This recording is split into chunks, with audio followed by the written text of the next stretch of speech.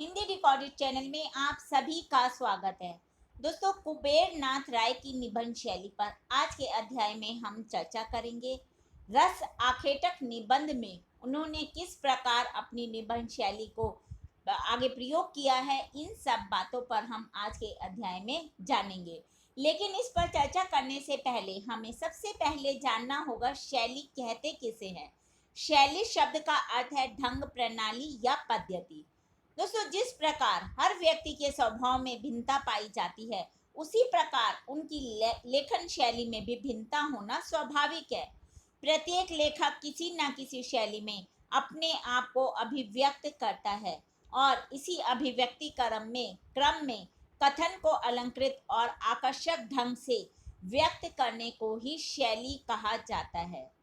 कवि या लेखक जब किसी वस्तु, व्यापार या दृश्य का वर्णन करता है, तब उसे अलंकृत यानी कि उसे कैसे सजाता है, नए नए तरह की पदावलियों का प्रयोग करता है या फिर उन्हें नई ध्वनियों से मंडित करके पाठकों के सामने प्रस्तुत करता है, ताकि पाठक पर उसकी शैली का एक अच्छा प्रभाव पड़ सके। अतः कहा जा सकता है कि शैली अनुभूत विषय वस्तु को सजाने के उन तौर तरीकों का नाम है जो उस विषय वस्तु की अभिव्यक्ति को सुंदर एवं प्रभावपूर्ण बनाते हैं।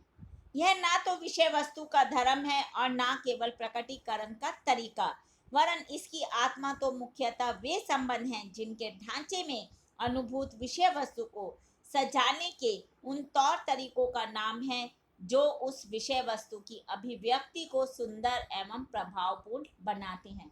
दोस्तों, हम जब भी कुछ पढ़ते हैं या हम कुछ सुनते हैं तो हमारा ध्यान उस पर तब अधिक जाता है जब उसको कहने का, लिखने का, बोलने का तरीका एक अच्छे तरीके से उसे बोला जाए, उसे लिखने का तरीका ऐसा हो कि पढ़कर भी मन करे कि हम उसे आगे पढ़ें, और इन्हीं सब को शैली कहा जाता है। कुबेर नाथ राय के निबंध में हमें ये सब देखने को मिलता है। जब हम उनका कोई भी निबंध पढ़ना शुरू करते हैं तो उसमें हमें हर शैली के प्रायः दर्शन हो जाते हैं। दोस्तों, शैली भाषा की वह विशेषता है जिसके सहारे लेखक भावों और विचारों का यथार्थ प्रेषण करने में समर्थ होता है।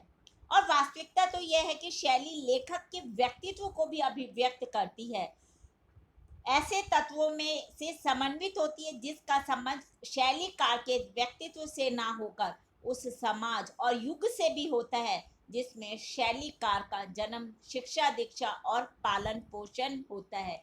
यानी कि हम किसी के भी लेखक की रचना को पढ़ते हैं तो हमें समझ आ जाता है उसकी शैली से ही कि जिस समय उस लेखक का जन्म हुआ था, उस समय कैसा वातावरण था, कैसा देश में माहौल था।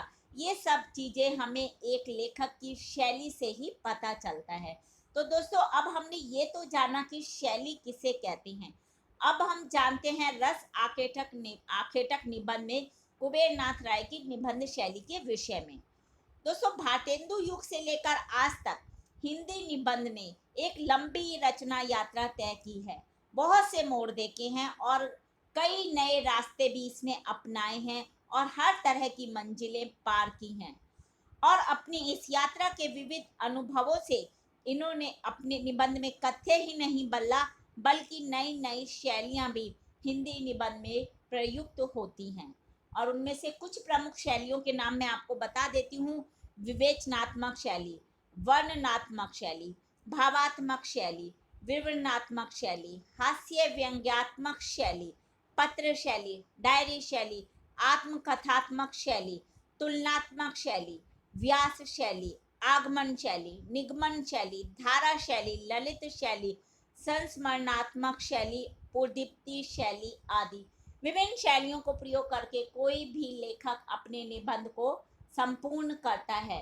और जब हम कुबेर नाथ राय के निबंध पढ़ते हैं तो प्रायः उनके निबंध में हमें अधिक से अधिक शैलियों के दर्शन हो जाते हैं, क्योंकि कुबेर नाथ राय एक प्रौढ़ विचारक हैं। उनके निबंध अपनी विषय अनुकूलता के कारण जहां अपनी विशेषता रखते हैं, ठीक वैसे ही राय ने अपनी निबंधों में कई प्रकार की शैलियों को अपनाया है। कहीं तो विचारों की गूढ़ गुम्फित परंपरा उनके निबंधों में देखने को मिलती है और कहीं कहीं भावात्मक रसिकता भी देखने को मिलती है। साथ ही साथ उनके निबंधों में व्यंग्य विनोदपूर्ण स्थलों का भी कहीं अभाव नहीं है। अब उन्होंने कौन सी शैली अपने इस निबंध में अपनाई है उस पर हम चर्चा कर लेते हैं, उसे मैं आपको उदाहरण सहित बताऊंगी। सबसे पहली रस आखेटन की हम देखते हैं, आखेटक की विवेचन शैली। विवेचन शैली का प्रयोग कुबेरनाथ राय के विचारात्मक समीक्षात्मक निबंधों में हुआ है। ऐसे निबंधों में उनके विचार गुम्फित है, जिनमें वाक्यों का गठन और भाषा का गांधीर्य विशेष रूप से परिलक्षित किया जा सकता है। और इस शैली का मैं एक उदाहरण आपको बता रही हूँ। बस्ती के चारों ओर अवश्य आम, जामुन और महुआ के बाग लगे रहते हैं। पश्चिम हवा 8 बजे दिन से 8 बजे रात तक संपूर्ण रोशनी के साथ हाहाकार करके बहती है।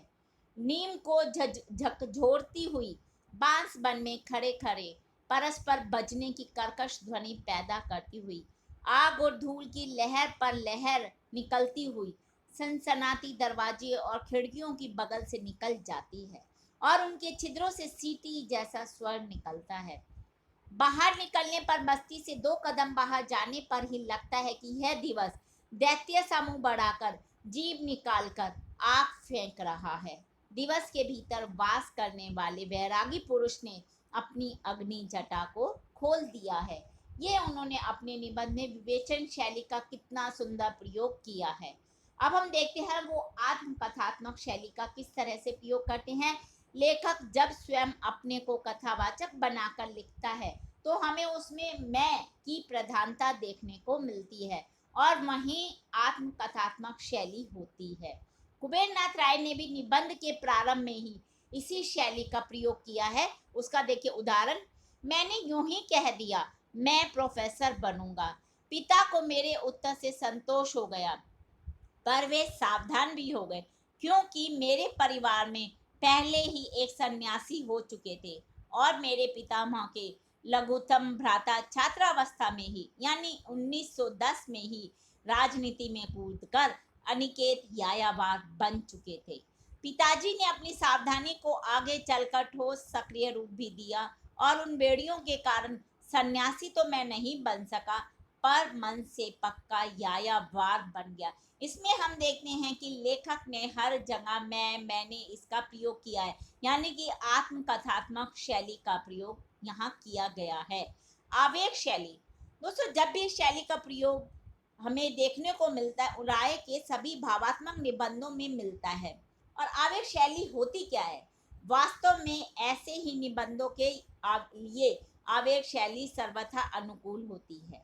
इस शैली में लिखे निबंधों में काव्यात्मक लय और भाव प्रवाह देखने को मिलता है। इनके बहुत से निबंध इस शैली के उत्कृष्ट प्रयोग के कारण गद्य काव्य के बहुत निकट तक पहुंच जाते हैं और हमें कविता का सा आनंद देते हैं। जैसे पूर्वा प्यार की, दर्द की, नशे की, उन्माद की, रोग की और आर्मन की हवा है। यह घाव और ताजा करती है और उसमें विकार और वासना का प्रवेश कराती है। पर पश्चिमा का स्वभाव भिन्न है। वह पावक है, सुखी है, रोष युक्त है, पर वह जहर खींचती है, घाव सुखाती है, कच्चे कुमारियों को पका करके फल बनाती है। मैंने आखेटक के रूप में दक्षिणा, उत्तरा और पूर्वा के पीछे घोड़ा दौड़ाया है, मन का अपहरण करने के लिए और मन का अपहरण करने के लिए, पर अपनी धरती पर जाकर वैरागी ग्रीष्म की ब्रह्मचारिणी वधु पश्चिमा के सम्मुख मेरे नतशीश होकर नमन किया तथा निर्भयता, आरोग्य और तेज का आशीर्वाद मांगा है। तो दोस्तों ये हमने देखा कि उन्होंने किस तरह से अपने निबंध में कविता की तरह इस तरह से आवेग शैली को प्रयोग किया है कि जब हम ये लाइनें पढ़ते हैं, ये पंक्तियां पढ़ते हैं, तो हमें लगता है जैसे हम किसी कविता को पढ़ रहे हैं और हमें ये कविता जैसा ही आनंद भी देती हैं। तुलनात्मक शैली, जहाँ लेखक, कोई भी लेखक या रचनाकार एक वस्तु, स्थान, घटना आदि की एक से अधिक वस्तु, स्थान, घटना आदि से तुलना करता है, वही तुलनात्मक शैली होती है। कुबेरनाथ राय ने स्त्री और पुरुष की तुलना करते हुए पुरुष को स्त्री से श्रेष्ठ बताया है। और एक, अब उसका उदाहरण देखिए, एक अजीब सी बात है, दोपहर को जेठ में इस अग्निकुंड के बीच आम या जामुन की डाल से कोयल का किन्नर कंठ से कूकना। यूं कवि प्रसिद्धि के अनुसार कोयल कूकती है, पर वास्तव में ये कूकने वाला नर कोयल होता है और यह किन्नर कंठ है। मादा कोयल सिर्फ प्रजनन ही करती है। सृष्टि का गंधर्व तो पुरुष कोयल होता है। सृष्टि में यदि गौर से देखा जाए तो सर्वत्र नर ही सुंदर और गुणवान है। नारी में सृजन सामर्थ्य मात्र है और कुछ नहीं। मयूर, शुक, कुक्कड़, परावत, वृषभ, मृग आदि सभी नर ही आकर्षक, सुंदर और गुणवान होते हैं। नारी निश्चय ही विधाता की निम्नतर सृष्टि है, पर विधाता ने मनुष्यों में मन दिया है। पशु पंछियों में सहज वृत्तियां तथा इस मन एवं इस सहज वृत्ति को एक मोह, एक नशा, जिसे प्रेम या काम कहते हैं, भर दिया है। फलतः वे आकर्षक और सुंदर लगने लगती हैं। हिंदी मूर्ति कला में दोस्तों कुबेर नाथ राय के अनुसार हिंदी मूर्ति कला में जहाँ जहाँ युगल मूर्तियां हैं, वहाँ वहाँ नारी मुख की छवि पुरुष मुख से हीन और कम आकर्षक दिखाई गई है। ये कलाकार बड़े सावधान थे। सृष्टि में प्रकृति से बढ़कर पुरुष सुंदर, महान और गरिमामय है। जहाँ जहाँ युगल मूर्तियां हैं, पुरुष चेहरा सदैव नारी चेहरे से सुंदर है। सृष्टि के सारे जोड़ों को देखकर यही फैसला करना पड़ता है कि पुरुष सर्वत्र नारी से सुंदर और गुणवान है। ग्रीष्म के अग्निवृत्त के बीच खड़ा खड़ा यह पुरुष पुरुष कोयल गान कर रहा है, पर अपने रोमांटिक पूर्वाग्रह के कारण हम सदैव यही समझते हैं कि यह कोकिला है, यह रमणी कंठ है, यह कोकिल वधु है, जो मेनका की तरह वैरागी ग्रीष्म का तप भंग करने चली है, आदि आदि। दोस्तों कुबेर नाथ राय के हिसाब से पुरुष सृष्टि की प्रकृति की सबसे सुंदर रचना है। उन्होंने नारी को बहुत हीन माना है। अगली शैली उनकी निबंध में जो देखने को मिलती है वह है विश्लेषणात्मक शैली। लेखक जब किसी एक विषय विशेष का बारीकी से विभिन्न दृष्टियों से विश्लेषण करता है, तब वह वहाँ विश्लेषणात्मक शैली का प्रयोग करता है, यानी कि उसकी रचना में विश्लेषणात्मक शैली देखने को मिलती है। आलोच्य निबंध में कुबेर नाथ राय ने ग्रीष्म ऋतु का विश्लेषण करते हुए लिखा है। ग्रीष्म के अंतिम दिनों में अर्थात ज्येष्ठ के रोहिणी मृगशिरा नक्षत्रों में रातें शीतल और सुखदायक होती हैं।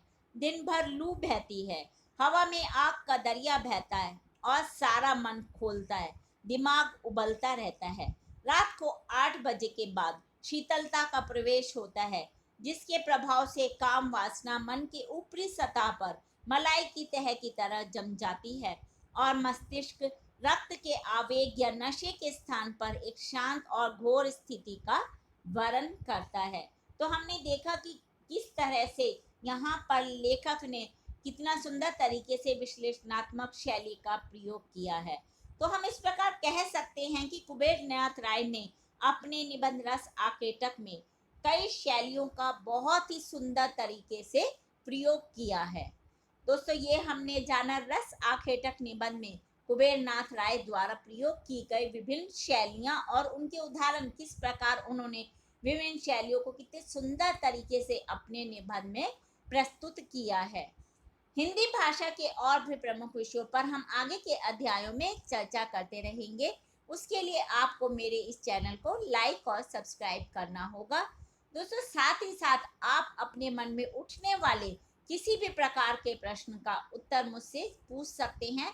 आपको करना यह है कि अपने प्रश्न को कमेंट बॉक्स में लिखना है और मैं जल्द से जल्द उसका उत्तर देने की कोशिश करूंगी। धन्यवाद दोस्तों, आपका दिन शुभ हो।